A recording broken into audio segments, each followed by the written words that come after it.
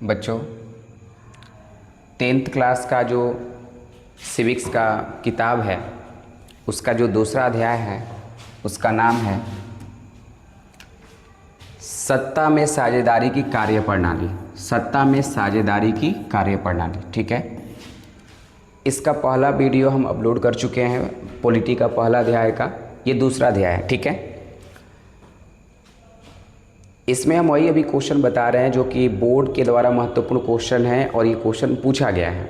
वो सभी क्वेश्चन का भी मैं रिवीजन क्लास चला दे रहा हूँ और मैं 1 सितंबर से आपको लेक्चर वीडियो दूंगा, क्योंकि हमारा जो ऑफलाइन सेंटर है यहाँ पे हम जो है 1 सितंबर से ऑफलाइन सेंटर में 4 महीने का टारगेट बैच जो है ले करके आए हैं।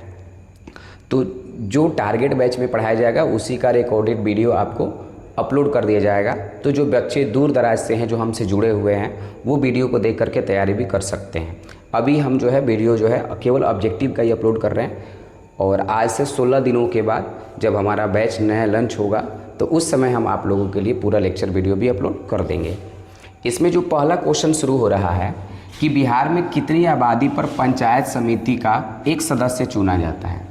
तो ये पंचायत समिति जो सदस्य होते हैं ये किसके भाग है, थोड़ा सा देख लेते हैं। जैसे जो बिहार में पंचायती राज जो है, बिहार में पंचायती राज जो है त्रिस्तरीय है। पहले स्तर का नाम जो है ग्राम पंचायत है, पहले स्तर का नाम ग्राम पंचायत है। दूसरे का नाम जो है पंचायत समिति है और तीसरे का नाम जो है जिला परिषद है, जिला परिषद है। यहाँ से भी ऑब्जेक्टिव क्वेश्चन पूछा जाता है कि ग्राम पंचायत का गठन कितनी जनसंख्या पर होता है। तो मैं आपको बता दूं 7000 जनसंख्या पर होता है। फिर इधर पूछा जा सकता है कि पंचायत समिति के सदस्य कितने जनसंख्या पर चुने जाते हैं, तो 5000 होता है। जिला परिषद का कितना होता है, तो 50,000 जनसंख्या पर एक जिला परिषद के सदस्य चुने जाते हैं, ठीक है। तो यहाँ पे खैर पूछ रहा है कि बिहार में कितने आबादी पर पंचायत समिति के एक सदस्य चुने जाते हैं, तो इसका जो जवाब होगा वो 5000 होगा। दूसरा प्रश्न है कि बिहार में पंचायती राज अधिनियम महिलाओं के लिए आरक्षण की व्यवस्था करता है। यानी कि आपको पता होना चाहिए कि बिहार में महिलाओं के लिए 50% की आरक्षण की गई है, ठीक है। तो वही क्वेश्चन इसमें पूछ रहा है कि जो बिहार पंचायती राज अधिनियम है उसमें महिलाओं को कितना प्रतिशत आरक्षण दिया गया है, तो वो जो है 50% होगा, ठीक है। इसके बाद जो एक प्रश्न है कि बिहार में पंचायती राज व्यवस्था का कार्यकाल कितने वर्षों का होता है। यानी अपने क्षेत्र में जो मुखिया होते हैं, पंच होते हैं, वार्ड सदस्य होते हैं या सरपंच होते हैं, इनका जो चुनाव होता है हम लोग कितने वर्षों के लिए करते हैं। पहले में लिखा है 4 वर्ष, उसके बाद लिखा है 6 वर्ष, उसके बाद 8 वर्ष या फिर 5 वर्ष। तो इसका जवाब जो है 5 वर्षों के लिए ही होता है। और इसके बाद जो प्रश्न है ये जो है आपका क्वेश्चन कहता है कि बिहार में पंचायती राज संस्थाएं कितनी स्तरीय होती है। बताइए, अभी कुछ देर पहले ही हम बताएं कि बिहार में जो पंचायती राज संस्थाएं हैं वो त्रिस्तरीय होती हैं, ठीक है। इसमें दे रखा है एकल स्तरीय, 2 स्तरीय, 3 स्तरीय, ये 4 स्तरीय, ठीक है। तो इसका जवाब होगा बिहार में जो पंचायती राज संस्थाएं हैं वो त्रिस्तरीय हैं। यहाँ पे छठा जो प्रश्न दे रखा है, खैर ये पॉलिटी से संबंधित नहीं है, ये इकोनॉमिक्स से संबंधित है और इसमें यहाँ पे टाइपिंग हो गया है, तो इसको भी देख लीजिए यहाँ पे, क्योंकि ये क्वेश्चन कई बार जो है बिहार बोर्ड के द्वारा पूछा गया है। कह रहा है कि ये कथन किसका है कि बिहार के विकास के बिना भारत का विकास संभव नहीं है। ऐसा किसने कहा था, ठीक है। डॉक्टर राजेंद्र प्रसाद ने कहा था, नरेंद्र मोदी जी ने कहा था या डॉक्टर APJ अब्दुल कलाम आज़ाद ने कहा था। तो पता होना चाहिए, मैं बता देता हूं कि बिहार के विकास बिना भारत का विकास संभव नहीं है। ऐसा कथन जो है डॉक्टर APJ अब्दुल कलाम आज़ाद का है। इसके बाद 7वां जो प्रश्न है कि राज्यपाल की नियुक्ति कौन करता है। तो मैं आपको बता देता हूं कि भारत जो एक है वो संघ राज्य है। भारत जो है संघ सरकार का उदाहरण है। भारत जो है एक संघ सरकार का उदाहरण है। अर्थात कहने का मतलब ये है कि और ऐसा भारतीय संविधान में कहा भी गया है कि भारत राज्यों का संघ है, राज्यों का संघ है। यानी कि जो संघात्मक शासन व्यवस्था होता है, तो संघात्मक शासन व्यवस्था में शक्तियों का विभाजन कर देते हैं। जो संघात्मक शासन व्यवस्था वाला देश होता है उसमें केंद्र के लिए अलग सरकार होता है, राज्य के लिए अलग सरकार होता है। जो केंद्र होता है ना, अपना एक प्रतिनिधि राज्य में जो है रखता है, ठीक है। तो जो केंद्र होता है उसमें जो हम जानते हैं कि देश का प्रथम नागरिक जो है राष्ट्रपति है, ठीक है। तो ये राष्ट्रपति जो है प्रत्येक राज्य में एक राज्यपाल की नियुक्ति करता है। तो खैर प्रश्न तो यही पूछा है कि राज्यपाल की नियुक्ति कौन करता है, तो राज्यपाल की नियुक्ति जो है राष्ट्रपति करते हैं। अगला जो प्रश्न लिखा है कि 2001 ईस्वी के जनगणना के अनुसार बिहार की नगरीय आबादी कितनी है, 20%, 15%, 25% या फिर 10%। तो मैं आपको बता दूं कि बिहार में जो नगरीय आबादी है वैसे सामान्यतः देखा जाए तो 90% और 10% का है, कि बिहार में जो ग्रामीण आबादी है वो 90% है और शहरी आबादी जो है 10% है। लेकिन फिर भी जो है 9th क्लास का जो इकोनॉमिक्स का किताब है उसमें नगरीय आबादी के बारे में कहता है कि 10.5% है और जो ग्रामीण आबादी है वो 89.5% है। तो इसका जो जवाब होना चाहिए वो जो है 10.5% होगा, ऐसा 9th क्लास के इकोनॉमिक्स में लिखा गया है। करे पंचायती राज व्यवस्था सर्वप्रथम भारत के किस राज्य में लागू हुआ था। तो आपको पता होना चाहिए कि भारत में सबसे पहले पंचायती राज प्रणाली की शुरुआत जो है राजस्थान में एक जगह पड़ता है जिसको कहते हैं नागौर, ठीक है। राजस्थान में एक जगह पड़ता है जिसको कहते हैं नागौर। भारत में सबसे पहले पंचायती राज प्रणाली की शुरुआत जो है राजस्थान के नागौर जिला से हुआ था और 2 अक्टूबर 1959 को पंचायती राज प्रणाली का शुरुआत हुआ था, ठीक है, और राजस्थान के नागौर जिला में। और पंचायती राज प्रणाली को लागू करने का पहला जो राज्य है वो राजस्थान है, और राजस्थान के बाद पंचायती प्रणाली को लागू करने वाला जो राज्य है वो जो है कह सकते हैं आंध्र प्रदेश है। पंचायती राज प्रणाली को लागू करने वाला देश का दूसरा राज्य कौन सा है, आंध्र प्रदेश है। इसके बाद क्वेश्चन पूछ रहा है कि निम्न में से कौन सा पंचायती राज व्यवस्था का दूसरा स्तर है। तो आपको पहले ही बताए थे कि बिहार में जो पंचायती राज व्यवस्था है वो त्रिस्तरीय होती है। ग्राम पंचायत होता है, पंचायत समिति होता है, जिला परिषद होता है, ठीक है। तो इसमें जो पहला तो ग्राम पंचायत है, दूसरा जो है पंचायत समिति है और तीसरा जिला परिषद है। और हमसे दूसरा स्तर पूछा है, इसका मतलब क्या होगा, पंचायत समिति। इसके बाद क्वेश्चन पूछ रहा है कि राष्ट्रीय स्तर पर पंचायती राज की शुरुआत किस राज्य से हुआ था। तो देश का पहला राज्य जो है राजस्थान है, जिसने अपने यहाँ पंचायती राज संस्थान को लागू किया था, और देश का जो दूसरा राज्य है वो है आंध्र प्रदेश। इसके बाद क्वेश्चन करेंगे ग्राम कचहरी का प्रधान कौन होता है। ग्राम कचहरी का प्रधान कौन होता है। तो आपको पता होना चाहिए कि जो ग्राम पंचायत होता है, ग्राम पंचायत, इसके कुछ अंग होते हैं। ग्राम पंचायत के अंग एक होता है मुखिया, उसके बाद होता है ग्राम सभा, इसके बाद होता है ग्राम रक्षा दल, और एक होता है ग्राम कचहरी, ठीक है। सबके बारे में एक एक करके लेक्चर वीडियो हम लोग देखेंगे। लेकिन यहाँ पे जो क्वेश्चन पूछा है ग्राम कचहरी से पूछा है, तो अब जो है बिहार सरकार ने छोटे छोटे मामलों को सुनवाई करने के लिए प्रत्येक ग्राम पंचायत में एक ग्राम कचहरी का व्यवस्था किया हुआ है, जहाँ पे अधिकतम 10,000 रुपये के मामलों की सुनवाई की जाती है। तो खैर हम लोगों से ये पूछा है कि जो ग्राम कचहरी होता है उसमें जो प्रधान होता है, यानी ग्राम कचहरी का एक तरीका से जज बोल सकते हैं, यानी उसमें सुनवाई कौन करता है। तो ग्राम कचहरी का जो प्रधान होता है वो सरपंच होता है, ठीक है। और उसकी सहायता के लिए कह सकते हैं न्याय मित्र भी होते हैं और एक न्याय सचिव भी होते हैं, ठीक है। जो सचिव होते हैं वो कागजातों को रखने का कार्य करते हैं, जबकि जो न्याय मित्र हैं वो सरपंच को जो है सलाह देने का कार्य करते हैं। इसके बाद एक क्वेश्चन आ रहा है कि झारखंड राज्य का गठन कब हुआ था। तो आपको बता दूं कि जो आज झारखंड एक अलग राज्य बना हुआ है वो बिहार का ही एक हिस्सा हुआ करता था, और बिहार से कह सकते हैं कि 15 नवंबर 2000 को अलग होकर के झारखंड एक अलग राज्य बना था। तो यही क्वेश्चन पूछ रहा है कि झारखंड राज्य का गठन कब हुआ था, तो 15 नवंबर 2000 को। उसके बाद क्वेश्चन पूछ रहा है भारत में संविधान सभा का गठन कब हुआ था। भारत में संविधान सभा का गठन कब हुआ था, 1945, 46, 47, 48 दे रखा है। तो 1946 में भारतीय संविधान सभा का गठन हुआ था, और भारतीय संविधान सभा के लिए जो चुनाव हुआ था, भारतीय संविधान सभा के जो सदस्य होंगे कौन कौन होंगे, इसके लिए चुनाव जो है कह सकते हैं जुलाई 1946 में हुआ था, और कह सकते हैं इसका पहला जो बैठक एक तरीक़ा से कह सकते हैं, ठीक है, वो जो है दिसंबर 1946 में हुआ था, दिसंबर 1946 में हुआ था। और आपसे बस ये पूछा जाए कि भारतीय संविधान सभा का गठन कब हुआ था, तो एक तरीक़ा से बोल सकते हैं कि ऑप्शन के अनुसार 1946 में।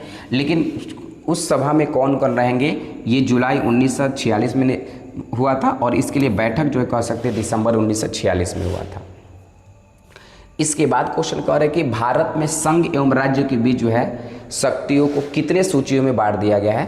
तो मैं एक तरीक़ा से बता देना चाहता हूँ कि भारत में जो है अधिकारों को और शक्तियों को जो है 3 सूचियों में बांट दिया गया है। पहला जो सूची होता है वो आपका राज्य सूची है, दूसरा जो है संघ सूची है, और तीसरा जो है समवर्ती सूची है। यानी भारत में केंद्र और राज्यों के बीच शक्तियों का विभाजन जो है 3 सूचियों में किया गया है, संघ सूची, राज्य सूची, समवर्ती सूची। अब ये जो राज्य सूची होता है, इसमें जो दिए हुए विषय होते हैं उस पे कानून जब भी बनाएगा तो राज्य सरकार ही बनाएगा, और जो संघीय सूची होता है इसमें जो भी विषय दिए गए होते हैं उसके ऊपर जो कानून बनाता है केंद्र सरकार ही बनाता है। लेकिन कुछ ऐसे भी विषय हैं जो कि जिसके ऊपर केंद्र सरकार भी कानून बना सकता है, राज्य सरकार भी कानून बना सकता है, लेकिन जो अगर एक ही विषय के ऊपर अगर राज्य सरकार भी और केंद्र सरकार दोनों भी कानून बनाता है तो वहाँ पे जो है कह सकते हैं केंद्र सरकार का जो कानून होगा वही मान्य होगा। इसके बाद कह रहे हैं कि भारत ने गणतांत्रिक संविधान को कब अंगीकार किया। और आपको पता होना चाहिए भारतीय संविधान सभा का जो गठन हुआ था वो 1946 में हुआ था, ठीक है, और भारतीय संविधान को बनाने में 2 वर्ष 11 महीना 18 दिन लगा था, ठीक है। और ऐसा कहा जाता है कि इसको बनाने में कुल 64 लाख उस समय खर्च किए गए थे। भारतीय संविधान को बनाने में जो है 64 लाख रुपए खर्च किए गए थे। और भारतीय संविधान के बारे में कहा जाता है कि ये विश्व का सबसे बड़ा जो है संविधान है। इसमें पूछा जा रहा है कि भारतीय संविधान को भारत ने गणतांत्रिक संविधान को कब अंगीकार किया गया था। तो देखिए कुछ जगहों पर ऐसा कहा जाता है कि भारतीय संविधान का कुछ अनुच्छेद जो है 26 नवंबर 1949 को ही लागू कर दिया गया, कुछ उसका अनुच्छेद, ठीक है। और इसी दिन आपको पता होना चाहिए भारतीय संविधान बन करके कब तैयार हुआ था। तो भारतीय संविधान कह सकते हैं 26 नवंबर 1949 को बन करके तैयार हो गया था, और उसी समय कुछ उसके अनुच्छेद भी लागू कर दिए गए थे। लेकिन पूर्ण रूप से भारतीय संविधान जो है कह सकते हैं 26 जनवरी 1950 को लागू किया गया था, ठीक है। तो इसके अनुसार जो होगा आंसर सी होगा। इसके बाद क्वेश्चन पूछ रहा है भारत में देशी रियासतों की संख्या कितनी है। आपको पता होना चाहिए कि भारत पे अंग्रेजों ने लगभग 200 वर्षों तक शासन किया था। भारत पर अंग्रेजों ने लगभग 200 वर्षों तक शासन किया था, और उसके बाद जब भारत देश को आज़ादी मिलने वाली थी तो उस समय की रियासतों की संख्या जो है 565 गो थी, ठीक है। अब इसमें जो है थोड़ा सा अंतर मिलता है। आप एनसीईआरटी का जो बिहार बोर्ड के द्वारा जो किताब दिया गया है विद्यार्थियों को पढ़ने के लिए उसको पढ़िएगा तो उसमें 563 गो रियासत का ही जिक्र किया गया है। लेकिन वही 12th क्लास का जब एनसीईआरटी का किताब पढ़ते हैं तो उसमें बताया जाता है कि 565 गो रियासत है, ठीक है। और अन्य जो प्राइवेट जो किताबें होती है उसमें भी पढ़िएगा तो 565 गो ही रियासत के बारे में दे रखा है। तो आप इसके साथ ना जा करके आप इसके साथ जाइएगा और आपसे पूछा जाएगा कि भारत में देशी रियासतों की संख्या कितनी थी, तो 565 को रियासत था। ठीक है। और जब भारत देश 15 अगस्त 1947 को आज़ाद हुआ, जब भारत 15 अगस्त 1947 को आज़ाद हुआ, तो इन 565 लोगों को और रियासत के राजाओं को एक साथ करने का जो श्रेय जो है सरदार वल्लभ भाई पटेल को दिया जाता है। और सरदार वल्लभ भाई पटेल के जन्मदिन पर राष्ट्रीय एकता दिवस के रूप में भी मनाया जाता है। इसके बाद क्वेश्चन है कि भारत के कितने राज्य हैं। भारत में कितने राज्य हैं? भारत में कितने राज्य हैं? इसमें 27 ऑप्शन दे रखा है, इसमें 28 कर दिया है, इसमें भी 28 कर दिया, इसमें 30 कर दिया है। तो वैसे मैं आपको बता देता हूँ, भारत में वर्तमान में कुल 28 राज्य हैं। 29 राज्य था, परंतु एक जम्मू कश्मीर राज्य को जो है समाप्त कर दिया गया है और जम्मू कश्मीर को 2 अलग अलग केंद्र शासित प्रदेश के रूप में विभाजित कर दिया गया। ठीक है। तो इस प्रकार से भारत में कुल अभी राज्य जो है मात्र 28 है। करें भारत में केंद्र शासित प्रदेशों की संख्या कितनी है? तो भारत में पहले केंद्र शासित प्रदेश जो है जम्मू कश्मीर के बंटवारे से पहले 7 गो था, उसके बाद फिर हो गया 9 गो। लेकिन अभी हाल फिलहाल में हम लोग से पूछ रहा है कि भारत में केंद्र शासित प्रदेशों की संख्या कितनी है। तो अभी आप इतना याद करें कि भारत में केंद्र शासित प्रदेशों की वर्तमान में संख्या कितनी है, तो 8 है। इसके बाद पूछ रहा है कि भारत में पहला नगर निगम कहाँ बना था। तो भारत में सबसे पहले नगर निगम की स्थापना जो है कह सकते हैं कि 1688 में जब इंग्लैंड में गौरवपूर्ण क्रांति हुआ था, उसी समय भारत में सबसे पहले नगर निगम की स्थापना जो है मद्रास में हुआ था, जो अब चेन्नई कहलाता है। ठीक है, मद्रास में हुआ था, 1688 में हुआ था। ठीक है। तो भारत में पहला नगर निगम कब बना था? तो भारत में पहला नगर निगम 1688 में बना था। और कह सकते हैं कहाँ पर? तो पहले इसको मद्रास कहा जाता था और आजकल इसे चेन्नई कहते हैं। अब रही बात बिहार में सबसे पहले नगर निगम की स्थापना कब और कहाँ हुई थी? तो बिहार में सबसे पहले नगर निगम की स्थापना 1952 में हुआ था और पटना में हुआ था। ठीक है। आगे जो प्रश्न यहाँ पे क्वेश्चन पूछ ही दिया, बिहार में सर्वप्रथम नगर निगम की स्थापना कहाँ पे हुई थी? मोतिहारी में, बिहार शरीफ में, पटना में या गया में? तो अभी हम बताया कि पटना में हुआ था, 1952 में हुआ था। इसके बाद कह रहे कि संघ राज्य की विशेषता नहीं है। संघ राज्य की विशेषता नहीं है। तो ऐसा होता है ना कि जो संघ सरकार होता है, ठीक है, उसमें शक्तियों का विभाजन कर देते हैं।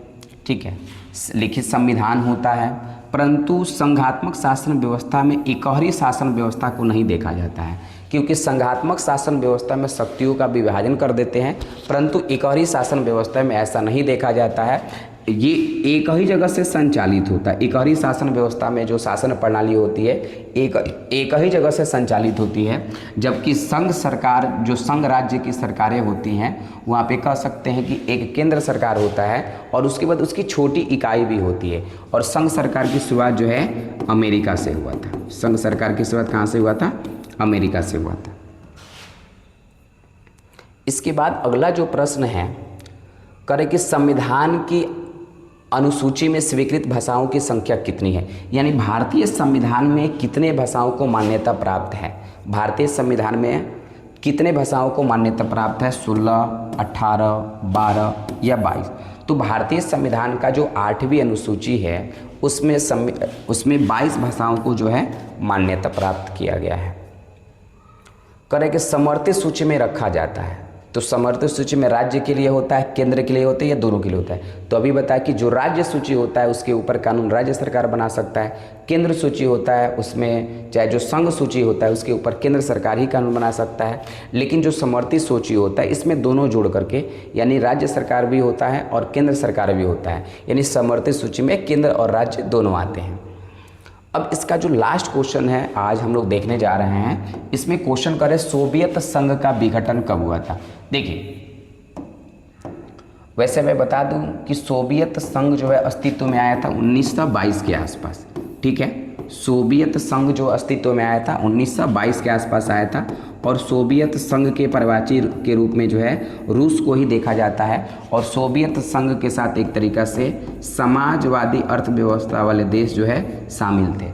ठीक है, और दूसरी तरफ कह सकते हैं कि पूंजीवादी अर्थव्यवस्था वाले देश थे, और पूंजीवादी अर्थव्यवस्था वाले जो देश थे इधर कह सकते हैं अमेरिका था जो मुख्य नेतृत्व कर रहा था, ठीक। और 1945 से लेकर के 1990 तक शीत युद्ध का दौर था, जो कि आगे की क्लास में आप लोगों को पढ़ना है। शीत युद्ध का दौर 1945 से लेकर के 1990 तक जो है शीत युद्ध का दौर चला था।